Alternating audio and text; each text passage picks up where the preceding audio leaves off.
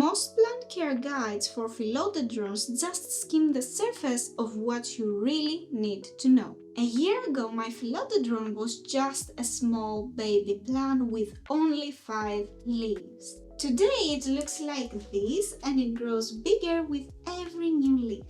We will cover the perfect watering routine, ideal lighting conditions, soil mix secrets, plus my favorite soil mix composition and how to use a moss ball properly to maximize your plant's growth. I will also show you how you can diagnose and fix most common philodendron problems. So, if you ever struggled with yellow leaves, slow growth and pest problems, stick around because I am about to share all the solutions and knowledge that actually work. Let's dive in. Unfortunately, internet can be misleading sometimes, and if you've accidentally landed on the wrong plant care page, you might have read that philodendrons not only can survive in low light conditions but also thrive, because in their natural habitat, they are growing under the shade of trees. I want you to erase everything you've just heard because that's not the case, that's not the way it works. In the wild, this space is so wide, so vast, that even the darkest shade cannot compare with the dark in our buildings. If your goal is to grow thriving philodendrons or houseplants in general, you must always try to provide them with bright indirect light. That is the best condition you can have them in. Some morning sun is great because it doesn't give them a lot of heat, but if you only can give them afternoon sun, then make sure that it is filtered with a circuiting or something so you don't get burnt leaves. If none of your natural lighting conditions seem optimal, you can always add some grow lights. Yes, they are a costly solution, but it really works. You will definitely see a difference in your plant's growth. And think of it as a long-term investment because they are going to last for a long time. In just 1 minute, I am going to share with you the perfect soil mix composition for philodendrons. But before that, I want us to close the lighting part with a crucial tip, which is that did you know that I have left dust on these leaves on purpose? I want you to remember that dust will not allow the leaves to get as much light as they want. So during the week, try to find 1 minute or 2 to just clean the leaves of your philodendron to ensure that they will get the light that they deserve. If you love and respect your baby plant, then it's always a big no-no to go in a big box store and buy a soil mix without checking the quality. So here is the perfect soil mix, because it is better for you to take a screenshot than me reading a whole list. This soil mix is going to provide perfect aeration while retaining just enough moisture to keep those roots happy. With these plants, we always need good drainage with a lot of air pockets in the soil mix, plus a good amount of moisture so we can keep this growth going. There are a lot of brands that sell soil mixes depending on the type of the plant that you have, like Soil Ninja, which has the Monstera philodendron type of soil mix.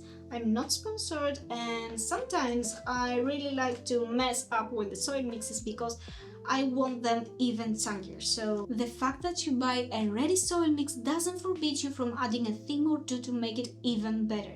Maybe in your climate you need even more drainage than what this soil mix can provide.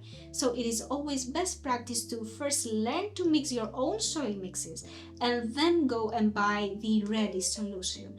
This way you can always adapt and make it work for your space and your plant. Once again, if you've ever heard just water your plants once a week and you are good to go, erase everything. There is no perfect watering schedule. It always depends from your environment, the temperatures that you have in your house, the time of the year, the season, and a lot of other factors like how many roots does this pot have.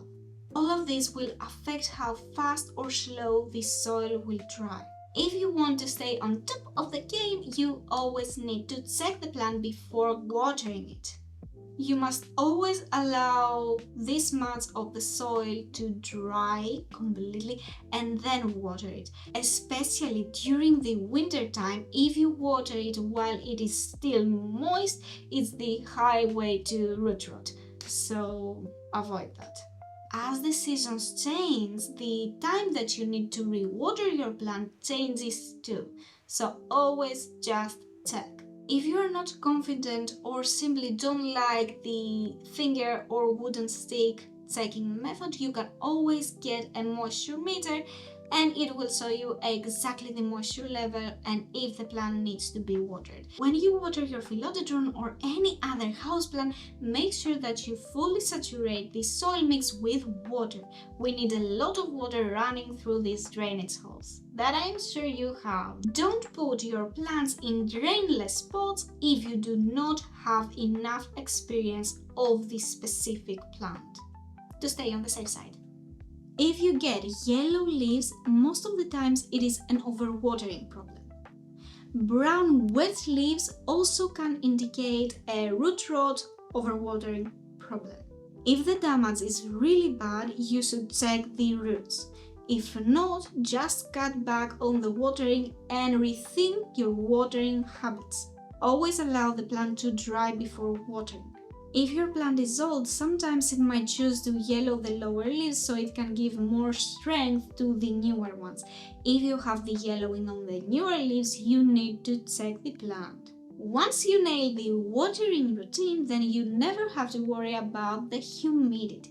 Because with the right watering techniques, your philodendrons can survive and grow really well even at household humidity levels. 40 to 50%. Yes, they thrive in the same humidity as mold, 60 to 70%, but this is not a must. If the soil mix and the watering is good, then you have no problem at all. The only time that you might need to think more about humidity is if your plant has a hard time unfurling new leaves. Then yes, it might need more humidity than what it has. A humidifier does the work. Don't even think about misting or humidity trays, they don't work, it's a myth. The real solution is cabinets, terrariums, and humidifiers. If you're feeling frustrated because your philodendron creates only one tiny leaf per month instead of sizing up, then the growth rate secret isn't exactly what you think. Yes, it is moss balls, but this is only half the story. The problem is that you are not mixing or watering your moss ball with the same water that you water the pot itself.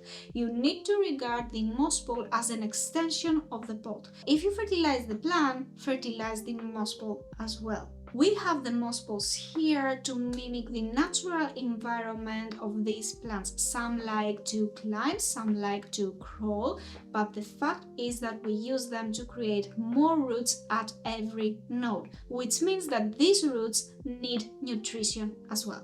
When you reach the stage that each node has its own established root system, then the sizing up starts. Remember that all these massive leaf philodendrons that you see on Instagram are just top cuttings of already mature plants. There is no magic here, there is no super fertilizer that can turn a baby philodendron into a massive mature 3, 4, 5 years old plant. What you can do to create this same thing is, as you have your plant growing on the moss ball, put some cling wrap around each node, put some good soil mix or moss, and let it create a good root system. As the plant grows, it will eventually start sizing up. When it is ready, you can just simply split the plant in half and get the top cutting and the bottom cutting. The top cutting will have the big grown leaves and will continue from that size. The bottom cutting will kind of reset, so expect smaller leaves from it. And a tip, if you think that you are ready to split the plant, always wait for new leaves to fully mature and harden a bit before doing the splitting to avoid any stress. Fertilizers and moss balls go hand in hand, and if you want to achieve these Instagram worthy plants, then you never need to skip the fertilizing part. I always prefer to use a balanced fertilizer, 10-10-10, 20-20-20, half the dose with every watering. Some recommend to fertilize during the growth season and cut back during the winter, but I don't. I think that the plants can benefit from the fact that our households have a balanced temperature all year around, so it's actually always growth season. That's why I love fertilizing with every single watering, and since we are using only half the dosage, the plants won't have a problem. There is another time where you might see some yellowing on the leaves, and this is when the pests decide to join the party. So since they can slow down the growth of your plant because they cause it a lot of stress, you need to deal with them immediately as soon as you see them with a ready insecticide or a neem oil solution.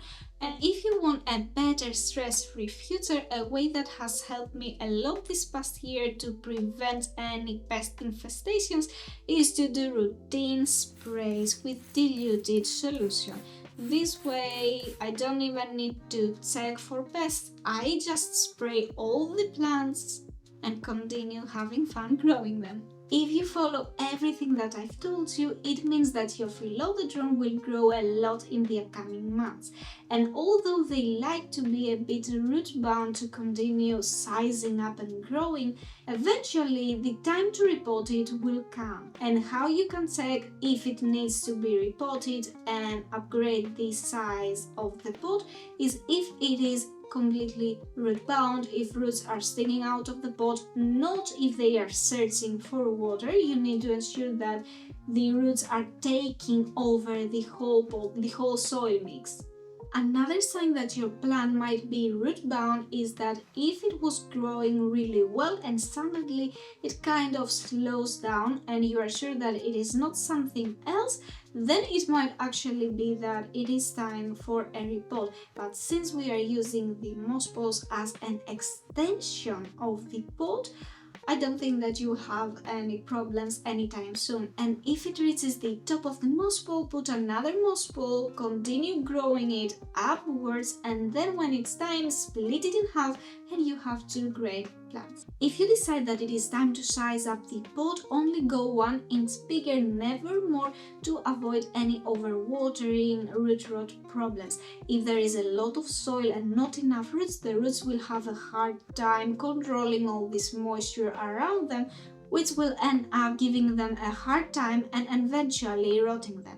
Remember, consistency is key. Focus on properly setting up your plan and then fine-tune the other factors. Well, philodendrons are way harder than we think, and if you give your plant some time, it will reward you for sure. YouTube thinks that this video is perfect for you, so why not watch it now?